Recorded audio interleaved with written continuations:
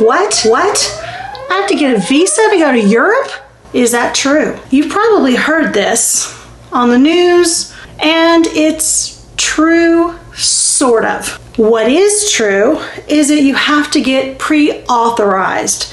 It's not actually a visa, but yes, if we want to go as US citizens to Europe, we have to get pre-authorized starting in 2024.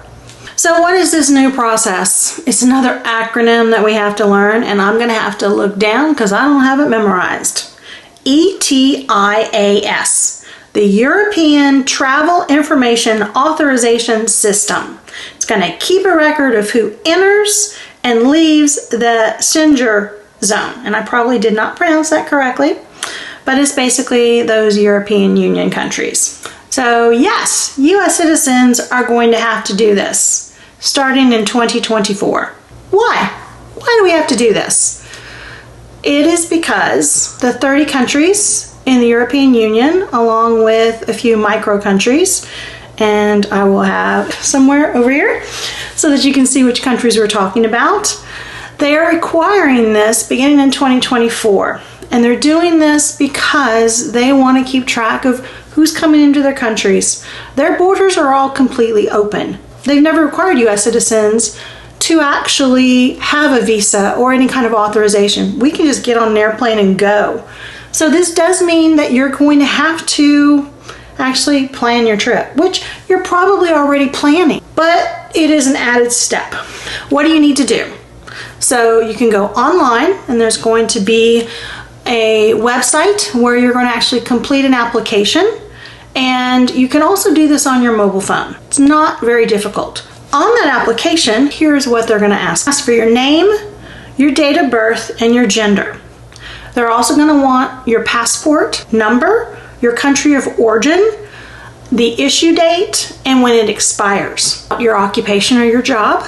And they're going to want to know what is the first European Union country that you're going to be visiting.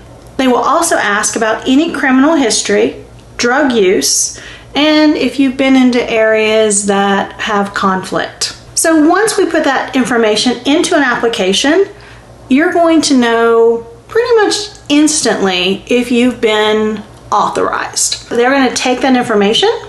They have lots of different databases, Interpol, all those things you hear about in the movies. They're going to go through all of that and make sure you're not on any watch lists or on there for any kind of criminal activity.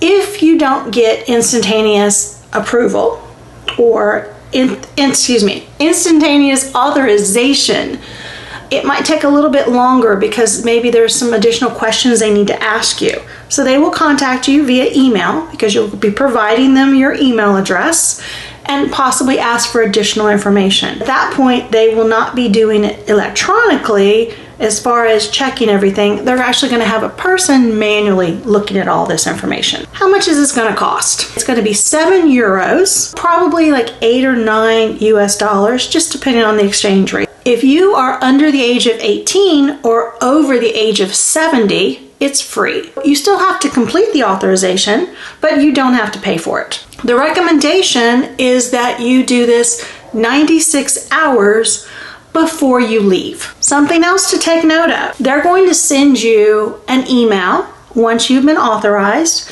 Now, the good thing is you don't have to print that. So when Border Patrol is actually reviewing your passport, they're also looking in their system to make sure that you have, in fact, done what you were supposed to do and you have the authorization to be in that country. Border Patrol has the ultimate authority. So even though you've been authorized, if for some reason they are not feeling like they should let you in, they can override it. Another key point is that once you get this authorization, it's good for 3 years. So you're not going to have to do it again until it expires. It's attached to your current passport. So if your passport expires in less than 3 years, you're going to have to renew it. I'm going to put a link to the website in the description below so that you can go look for more information. Now, this is going to affect whether you go there by sea, by air, or over land. One of the things that I thought was interesting was Ireland is not requiring this. You don't have to have this pre-authorization if you're just going to go to Ireland. But if you are going to other countries besides Ireland, and it's one of these then you will need to go ahead and get this authorization. This is another step that we have to do before we go to Europe. So we already know we have to check our passport. We have to make sure it's not expired. We also have to make sure that it doesn't expire in the next 6 months, because a lot of countries don't like that. So you'll check that.